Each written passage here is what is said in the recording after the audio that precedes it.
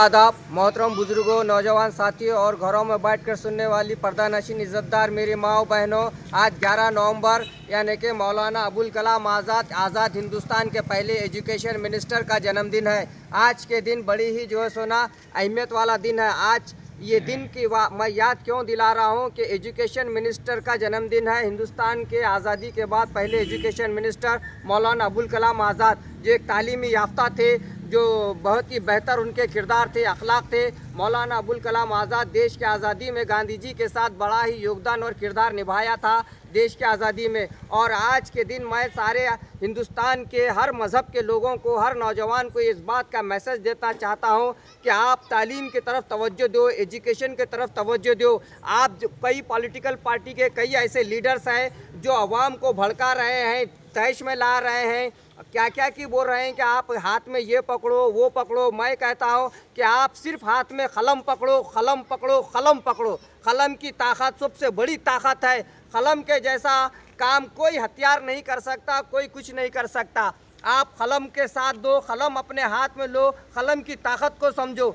देश आज़ाद चुप नहीं हुआ, लाखों लोगों ने कुर्बानियाँ दी, मगर गांधी जी ने जो है सोना किस तरह सब्र से, तालीम से, और गांधी जी के पास तालीम थी और मौलाना अबुल कलाम आज़ाद साहब के पास तालीम थी, डॉक्टर भीमराव अंबेडकर साहब के पास तालीम थी। ये तालीमी याफ्ता लोग, ये ऐसे दानिश्वर लोग थे। ये इतने दानिश्वर, इतनी काबिलियत इनमें क्यों आई? क्योंकि इनमें तालीम थी, इन्हों एजुकेटेड थे, इनमें अच्छे बुरे की तमीज़ थी। आज मौजूदा हिंदुस्तान के हालात क्या है? जहाँ देखो वहाँ फ़िरका परस्ती है। ये लीडर आ रहा है, अड़ाप शड़ाप बोल के चले जा रहा है, वो लीडर आ रहा है, अड़ाप शड़ाप बोल के चले जा रहा है। जैसा जो ज़बान में आया बोल दिए जा रहे हैं, कोई मर्यादा बाकी नहीं रह रही। जिसके दिल में जैसा आ रहा वैसा अवाम को भड़का दे रहा है।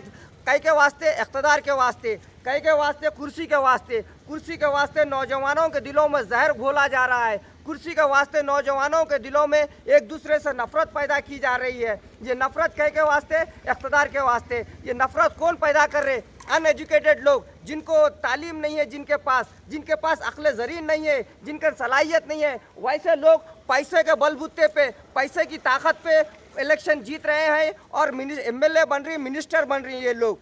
आज हमारी बदनसीबी ये है कि आज के हालात में एजुकेटेड, तालीम याफ्ता, अच्छा काबिल इंसान को अवाम नहीं मुंतखब कर रही, ऐसे छिचोरों को मुंतखब कर रही है जो पैसे बांटते हैं, जिनके पास बात करने की सलाहियत नहीं है, जिसके पास काम लेने की काबिलियत नहीं है।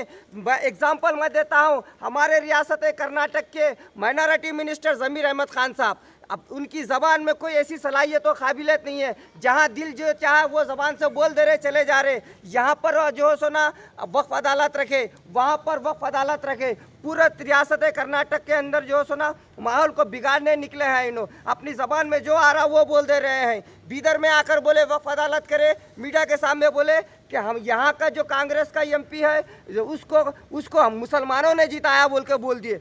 ठीक है, तुमने मुसलमानों को जिताया बोलकर बोल दिए, मगर तुम्हारी बात को तुम्हारी पार्टी के ईश्वर खंडरे साहब ने, जो डिस्ट्रिक्ट इंचार्ज मिनिस्टर है बीदर के, उन्होंने क्या जवाब दिया? वो ज़मीर अहमद खान का पर्सनली जवाब है, उससे पार्टी का कोई मतलब नहीं है। तो कौम के अंदर भी ऐसी क़ियादत है, क्या बोल रही है समझ में नहीं आती, उसका कौम के ऊपर क्या इम्पैक्ट होता है वो समझ में नहीं आता। तुमने उठाए ज़बान बोल दिया, खाली मुसलमानों ने वोट देकर जिताया बोल के बोले, मगर ईश्वर खंडरे साहब ने क्या जवाब दिया उसका आपने देखे? क्या तुम्हारी अहमियत रही?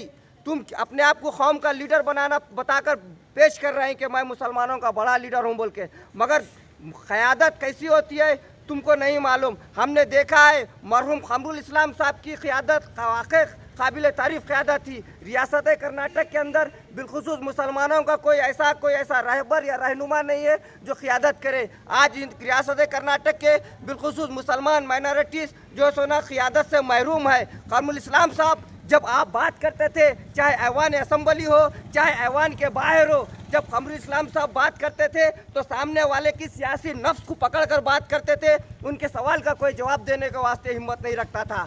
आज तुम कायद बनना चाहते हो तो तोल मोल के बोलो, सोच समझ के बोलो। ये सिद्धारामैया, ये ज़मीर अहमद खान, ये दोनों मिलकर मुसलमानों में और हिंदुओं में फ़िरका परस्ती का बीज बो रहे हैं। ये जब चाहे जब जो दिल में आए वो बोल दे रहे हैं। मैं एक बात कह रहा हूँ, ये कांग्रेस सिर्फ और सिर्फ मुसलमानों की जो सुना दुश्मन है, आस्तीन का सांप है।